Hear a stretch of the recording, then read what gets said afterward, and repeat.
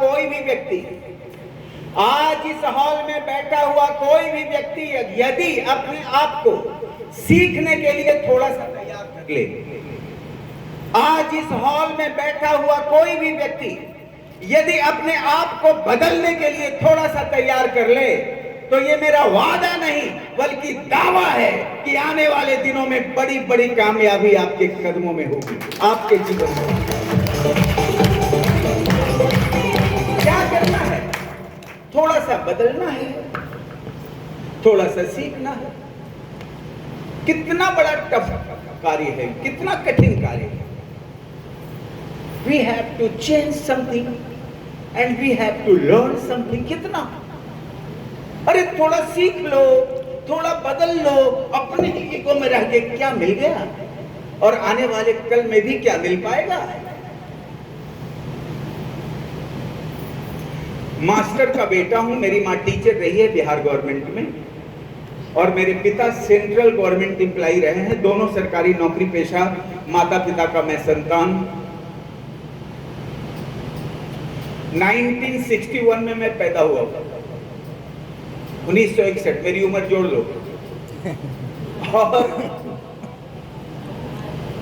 ये मैं लिख के देता हूं, दिन सोमवार था, तारीख 25 थी, सितंबर का महीना था, सुबह 10:30 बजे नजारत अस्पताल मोकामा में फोर्सेप से निकाला गया था, जबरन पैदा हुआ था। 1981 में मेरी शादी होगी, उसका भी एक विटनेस है। बदला घाट रेल दुर्घटना, विश्व का द्वितीय विराट दुर्घटना हुई थी ठीक मेरी शादी के एक दिन पहले।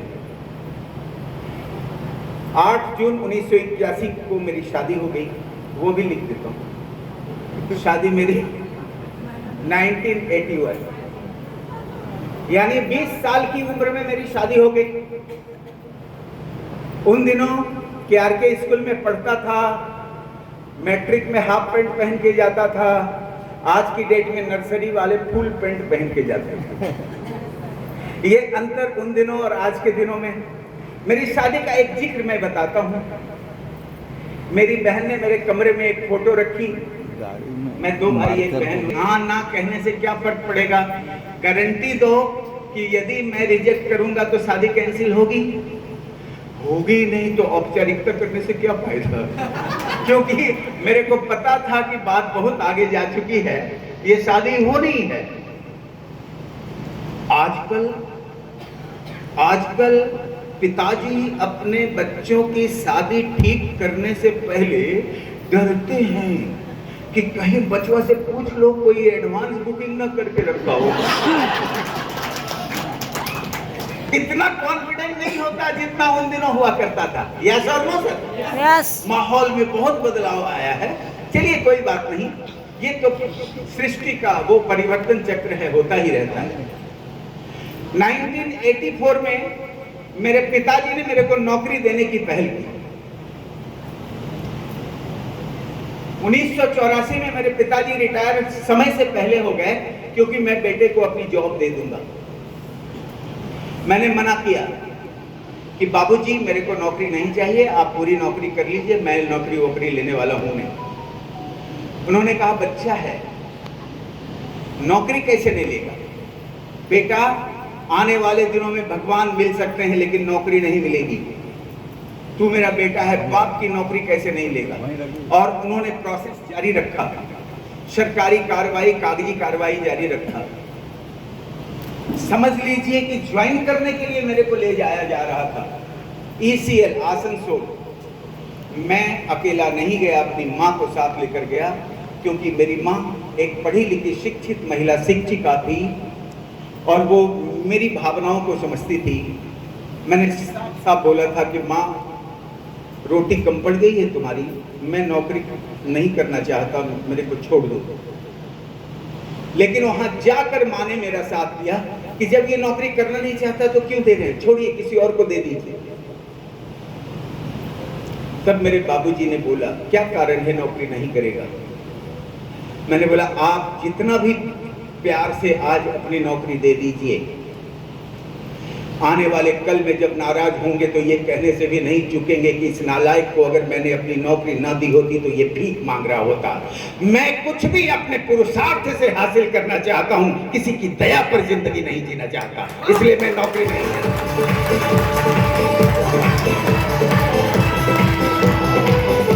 आज हमारे बिहार झारखंड में क्या है, नौकरी के लिए परीक्षा दे रहे हैं, खेत बेच रहे हैं, सोना चांदी दे रहे हैं, क्या नहीं कर रहे हैं, क्यों? नौकरी ही एक जीवन का जरिया है, नौकरी ही आपके जीवन के बड़े गोल का माध्यम है। अरे इस दुनिया में कौन ऐसा व्यक्ति है जो नौकरी करके नंबर 1 बना है? अरे एक भी व्यक्ति को बता दो जो नौकरी करके सफल हुआ है, एक भी नहीं, नहीं नहीं, नो नेवर। नौकरी सिर्फ नौकर बनाती है, मालिक नहीं बनाती। ये विडंबना है हमारी कि हम नौकर बनने के लिए ही प्रयास करते हैं, नौकर बनने का सपना देखते हैं, नौकर बनकर खुश हो जाते हैं।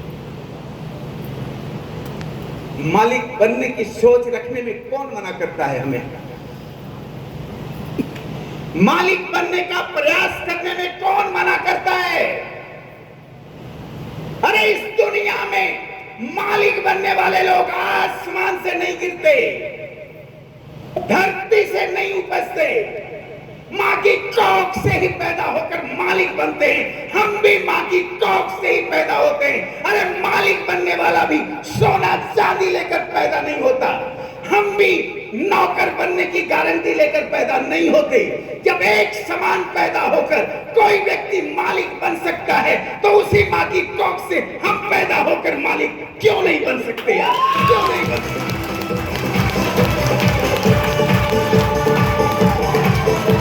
हमारी सोच ही बहुत छोटी होती है।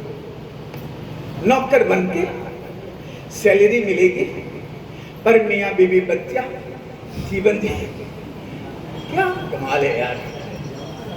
सोचो सोचो, अंबानी, टाटा, अडानी, जिंदल, मित्तल, बहुत सारे लोगों को जानते हैं आप। ये सब आसमान से नहीं गिरे, इसी धरती पर पैदा होकर मालिक बने। और उनके बेटे को जाकर पूछो कि कलेक्टर बनने का परीक्षा क्यों नहीं देता, जाके अनंत अंबानी को बोलो कलेक्टर बनो।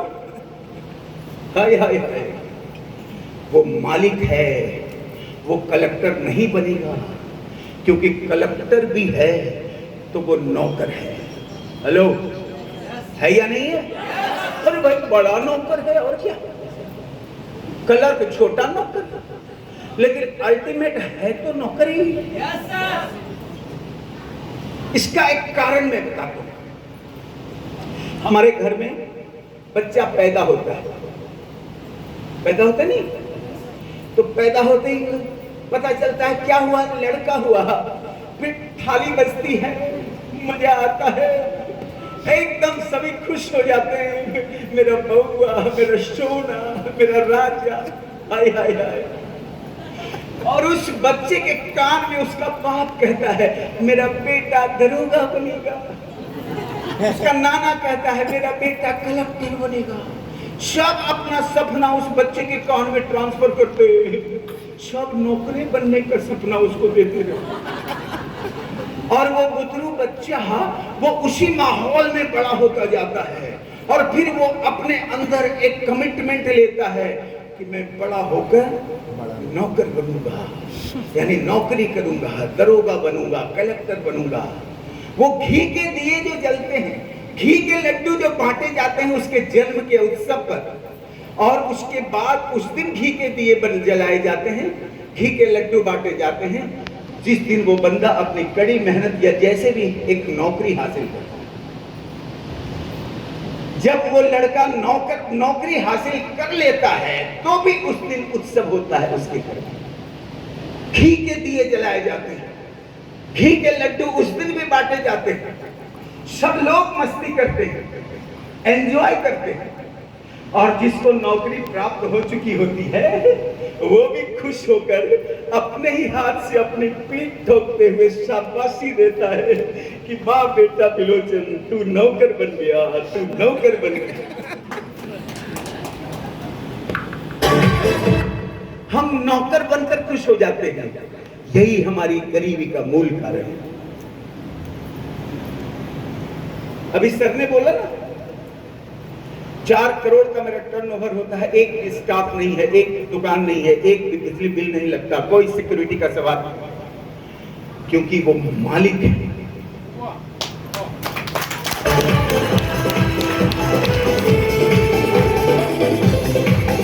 मैंने बोला मेरे को नौकरी नहीं करनी, हालांकि उस समय ना आरसीएम था, नहीं हमारी सोच उतनी परिपक्व थी, लेकिन अंदर में एक दीवानगी जरूर थी कि परिवार के लोग जिस पार्टी पर चल रहे हैं, मेरे को कुछ अलग चलना है, मैं उसकी पुनरावृत्ति नहीं करूंगा। क्योंकि किसी के मुंह से सुना था, लोगों ने बोला कि लीक लीक लीक कहीं चले, लीक कहीं चले कपूत, लीक आड़े के 3 चले, शायर सिंह सपूत। मैं छोड़ के चला, मैं सिर्फ रोटी खाने और सोकर मर जाने के लिए पैदा नहीं हुआ हूं। मेरे को कुछ नया करना है, मेरे को कुछ अलग करना है, मेरे को कुछ बड़ा करना है। मैंने रिस्क लिया। क्यों नहीं रिस्क ले? क्यों सुरक्षा के जोन में जीते हैं आप? इतना भी कमजोर नहीं है कि रोटी से पेट ना भर सके। रिस्क लीजिए, कुछ बड़ा सोचिए। आप नौकरी कर भी लेते हैं, क्या आप अपने खानदान के पहले व्यक्ति होते हैं जो नौकरी कर लेते हैं? कोई व्यवसाय कर भी लेते हैं तो क्या आप अपने खानदान के पहले व्यक्ति होते हैं जो व्यवसाय करते हैं?